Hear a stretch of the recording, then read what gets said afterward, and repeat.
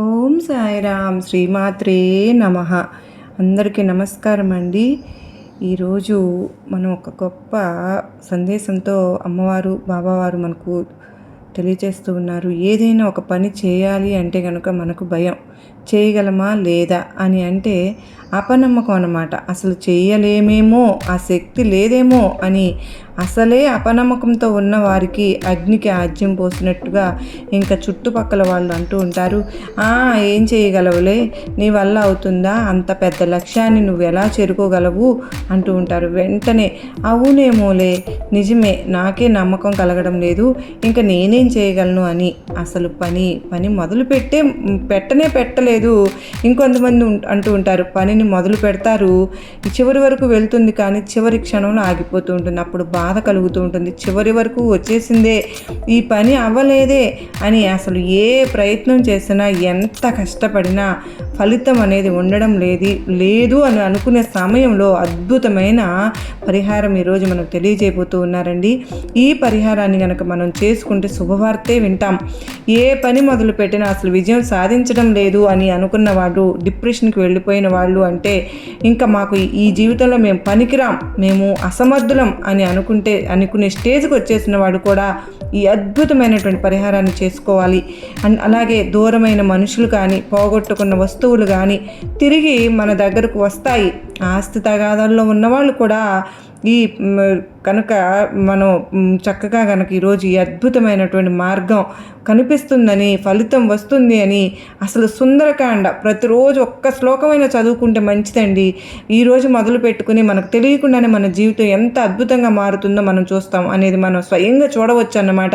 వెంటనే అడుగుతారు, ఎన్ని రోజులు చదవాలండి అని. అసలు మొదలు పెట్టాలి కదా, మొదలు పెట్టకుండానే ఎన్ని రోజులు చదవాలండి, ఏం చేయాలండి, వచనం చదవాలా, శ్లోకాలు చదవాలా అని అడుగుతూ ఉంటారు. ముందు వచనం చదవండి. వచనం చదివితే ఏమవుతుంది అని అంటే మనకు అర్థమైపోతుంది. తర్వాత శ్లోకాలన్నీ కూడా వినొచ్చు. ఇలా శ్లోకాలు వింటే కనుక మీకు అది చదవడం వచ్చేస్తూ ఉంటుంది. అప్పుడు మీరు పారాయణ కూడా చేసుకోవచ్చు. మరి సుందరకాండ చాలా నిజంగా ఎంతో శక్తివంతమైంది. నిజంగా ఈరోజు కనుక ఈ మంగళవారం రోజు కనుక చదువుకుంటే కనుక సులభంగా చదువుకోవడానికి, అసలు సుందరకాండ చదవడం రాకపోయినా సరే విన్నంత మాత్రానే ఫలితం అనేది వస్తుంది. అందుకనే మొత్తం 7 సర్గలు ఉంటాయి అన్నమాట. 10 సర్గలు తొందరలోనే, అంటే మనం చక్కగా కంఠస్థం అయిపోతాయి. ఇప్పుడు ఈ సుందరకాండ 57వ స్వర్గం పారాయణ చేస్తే ఎన్ని మంచి ఫలితాలు ఉంటాయో తెలుసుకుందామండి. దానికి ఒక సర్గ యొక్క అర్థం తెలుసుకుంటే, ఆంజనేయ స్వామి వారు సముద్రాన్ని దాటి లంకకు వెళ్తారు కదా. అసలు సముద్రాన్ని దాటడానికి ముందు అక్కడ వానరులు అందరూ కూడా తమలో తాము తర్జన పడుతూ ఉంటారు. అయ్యో బాబోయ్, ఇంత సముద్రాన్ని ఎలా దాటగలుగుతారు, నేనేమో ముసలివాడిని అయిపోయానని ఒకరు, నేనేమో కుర్రవాడిని అయిపోయానని ఒకరికొకరు తర్జన పడుతూ ఉంటే ఆంజనేయ స్వామి వారితో అంటారనమాట, నువ్వు ఒక్కడివే వెళ్ళగలవు సముద్రం దాటి, నీవు అంత శక్తి ఉంది అని చెప్పి ఆంజనేయ స్వామి వారిని బాగా ఆయన శక్తిని ఆయనకు గుర్తు చేస్తారనమాట. అప్పుడు ఆంజనేయ స్వామి వారు సముద్రాన్ని దాటుతారు కదా. అక్కడికి వెళ్ళిన తర్వాత సీతమ్మను వెతుక్కుంటూ, సీతమ్మను చూసిన తర్వాత లంకా దహనం చేసి మళ్ళీ సీతమ్మకు నమస్కారం చేసుకుని సముద్రాన్ని దాటి వస్తారు. ఈలోపు ఇక్కడ ఈ సముద్రం దగ్గర జాంబవంతుడు, అంగదుడు వీళ్ళందరూ ఇంకా వాళ్ళల్లో వాళ్ళు బాధపడిపోతూ ఉంటారన్నమాట. వెళ్ళిన ఆంజనేయ స్వామి ఇంకా రాలేదు, ఎలాగా, ఇంకా సుగ్రీవుడి దగ్గరికి వెళ్తే ఇంకా మరణం తప్పదు, ఏం చేయాలి అని మదన పడుతూ ఉన్న సమయంలో, ఆ సమయంలో ఆంజనేయ స్వామి వారు సింహనాదం వినిపిస్తుందన్నమాట. వాళ్ళందరినీ ఆంజనేయ స్వామి వారు చేసిన సింహనాదం వెంటనే సంతోషంతో అందరూ నిలబడిపోతారు. అయితే ఆంజనేయ స్వామి వారు వస్తున్నారు, హనుమంతుడు వస్తున్నాడు, ఏదో శుభవార్తతోటే వస్తున్నారు. ఎందుకంటే ఆయన చేసిన సింహనాదం అటువంటిదన్నమాట. రావడమే ఆయన దృష్టి.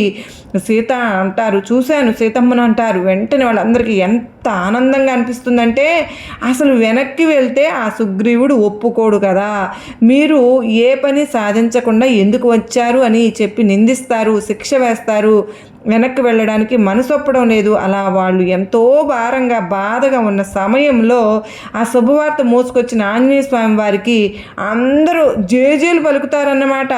అలా ఆంజనేయ స్వామి వారు ఒక శుభవార్తను మోసుకురావడం మాత్రమే కాదండి, తన మీద నమ్మకం పెట్టిన ఆ తోటి వారందరిలోనూ కూడా సంతోషాన్ని నింపుతారన్నమాట. అంటే ఈ సర్గ పారాయణ చేస్తే దూరమైన వాళ్ళు కూడా దగ్గరవుతారు. శుభవార్త వినాలి అనుకున్న వాళ్ళు కూడా ఖచ్చితంగా ఈ సర్గను పారాయణ చేస్తే శుభవార్త వింటారు. అది ఏ విషయమైనా సరే, మీరు ఒక పనిని మొదలుపెట్టిన తర్వాత ఇంకా అటు నుంచి సమాధానం రావడం లేదు అని అనుకునే సమయంలో ఈ సర్గని పారాయణ చేసి చూడండి. కాకపోతే నమ్మకంగా, భక్తిగా, శ్రద్ధగా మొత్తం భారమంతా ఆంజనేయ స్వామి వారి పాదాల మీద పెట్టండి. రాములు వారి పాదాల దగ్గర వదిలిపెట్టేసేయండి. అంత నమ్మకంతో మనం చదవాలి. మీకు ఒక చిన్న ఉదాహరణ చెప్పాలి అంటే కనుక, దామాజీ పంత్ అని ఆయన రెవెన్యూ అధికారి అన్నమాట. ఈ పండరీపురం పరిసర ప్రాంతాల్లో మంగళవేదాలో ఉంటారు. అప్పట్లో ఈ దామాజీ పంత్ రెవెన్యూ అధికారిగా పనిచేసినప్పుడు ఆ చుట్టుపక్కల పరిసరాల ప్రాంతాల్లో కరువు వస్తుంది. ఒకరోజు దామాజీ పంత్ గారు భోజనం చేస్తూ ఉంటే ఆ భోజనం చేసే సమయానికి ఒకరు వస్తారు. నాకు ఆకలి వేస్తుంది, అన్నం పెట్టండి అని. అలా ఆకలి వేస్తుంది, అన్నం పెట్టండి అని వచ్చిన వ్యక్తికి మరి అన్నం పెట్టకుండా పంపించలేం కదా. తీరా మోసి చూస్తే అన్నం పెట్టిన తర్వాత తింటూ ఉంటే అది ఆయన ఏడుస్తారనమాట. ఆయన ఎందుకు ఏడుస్తున్నారు, ఎందుకు కన్నీళ్ళు పెట్టుకుంటున్నారు అని దామాజీ పంత్ అడిగితే, నేను శుభ్రంగా తింటున్నాను కానీ మా ఊరిలో నా భార్య బిడ్డలు పస్తులతో ఉన్నారు అని చెప్పి కన్నీళ్లు పెట్టుకుంటే, అంటే మీరు బాధపడకండి అని చెప్పి మీరు భోజనం చేసేయండి అని చెప్పి ఆయన భోజనం చేసిన తర్వాత ఇంటిల్ల పాదికి సరిపోయే సరుకులన్నీ పంపిస్తారన్నమాట.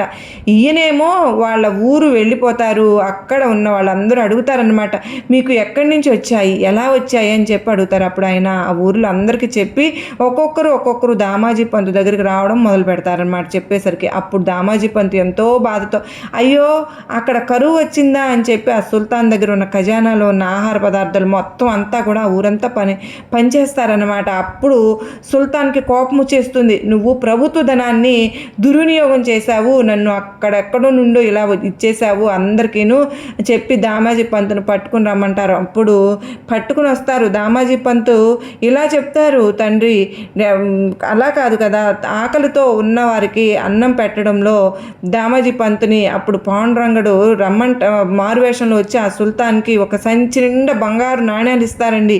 ఇదిగో తీసుకో, దామాజీ పంతును ఈ డబ్బు కోసమే కదా నువ్వు బంధించాలని అనుకుంటున్నావు, తీసుకో అని చెప్పి స్వయంగా పాండురంగ స్వామి వచ్చి ఆ సుల్తాన్కి సంచితో బంగారు నాణ్యాలు ఇస్తే వాళ్ళు లెక్క పెట్టుకుంటూ ఉంటే ఎంత లెక్క పెట్టుకున్నా కానీ ఆ సంచిలో బంగారు నాణ్యాలు తగ్గడం లేదన్నమాట.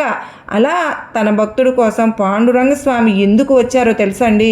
ఈ దామాజీ పంతు ప్రతి క్షణము కూడా పాండురంగాన్ని సేవించడంతోనే పాటుగా ధర్మాన్ని తప్పేవారు కాదు.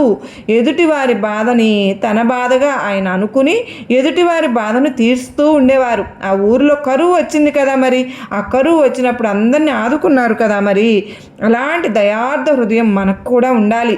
మనం సత్యాన్ని పలుకుతూ ధర్మాన్ని పాటిస్తూ ఇంకొకరి కష్టం మన కష్టంగా భావించిన రోజు మనకు బాధ వచ్చినా మనకు కష్టం వచ్చినా మనం పిలవక్కర్లేకుండానే భగవంతుడు వస్తారు, మన కష్టాన్ని తీరుస్తారు.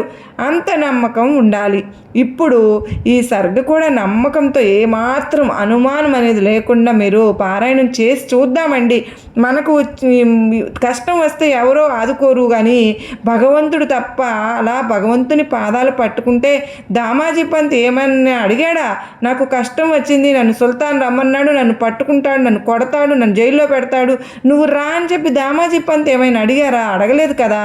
కానీ తన బాధ్యతలను తను సక్రమంగా నిర్వర్తిస్తూ భగవంతుని పాదాలు పట్టుకుంటే ఆయనే మన కోసం వస్తారు. మనం కూడా మన బాధ్యతలను సక్రమంగా నిర్వర్తిస్తూ మన బాధ్యతలన్నీ సక్రమంగా చేసుకుంటూ ఈ సర్గను కనుక పారాయణం చేస్తూ ఉంటే ఏదైనా సరే శుభవార్త వినాలి అని అనుకుంటూ ఉన్నారు, ఆ శుభవార్త వింటారు. దూరమైన వాళ్ళు కూడా దగ్గర అవుతారని మనకు ఈ సర్గ పారాయణ చెప్తూ ఉంది. అసలు అదంతా చదివితేనే మనకు అర్థమైపోతుందండి వాళ్ళు ఎంత ఆనందంగా ఉన్నారు, ఆంజనేయ స్వామి వారు ఎంత సంతోషంగా వాళ్ళందరికీ చెప్తూ ఉన్నారు, అప్పుడు చుట్టుపక్కల ఎంత సంతోషంగా ఉన్నారు మిగతా వారంతా.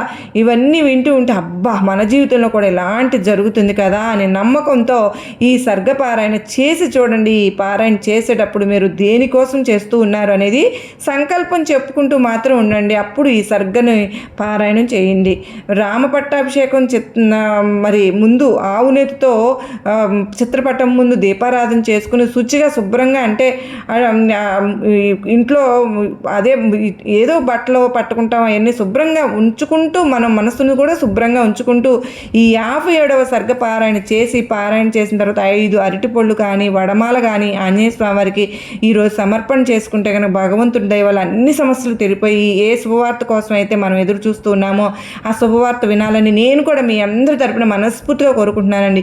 వీడియో విన్న తర్వాత మరి క్షణం కూడా ఆలస్యం చేయకుండా మనం కింద ఏమని కామెంట్ చేయాలి, ఈరోజు వీరాంజనేయ అని కామెంట్ చేయండి. లేదంటే ఈ సర్గని నేను చదివి రోజుకో శ్లోకం అనేది ఛానల్లో నేను చక్కగా చేస్తాను అని కానీ, లేదంటే మీ ఇష్టం ఓం సాయిరామ్ అని కానీ, శ్రీమాత్రే నమః అని కానీ, మీకు ఏ ఇష్టమైతే శ్రీరామ అని కానీ ఏదైనా చేయండి. ఇలా వినడం మాత్రం మర్చిపోవద్దండి. దాని ద్వారా కూడా మనకు ఫలితం వస్తుందని నేను చెప్తున్నాను. సుందరకాండే చెప్తుంది కదండి, ఒక్కసారి రోజుకో శ్లోకంలో చక్కగా మనం కనుక చేసుకున్నట్టయితే మంచి జరుగుతుందని, ఈరోజు మనకు గొప్ప అదృష్టం కలిసి వస్తుందని ఈ సందేశం ద్వారా తెలుసుకున్నాం కదా. మరో చక్కని సందేశంతో కలుసుకుంటాను. అంతవరకు అందరికీ నమస్కారం ఫ్రెండ్స్. ఓం సాయిరామ్, శ్రీమాత్రే నమః.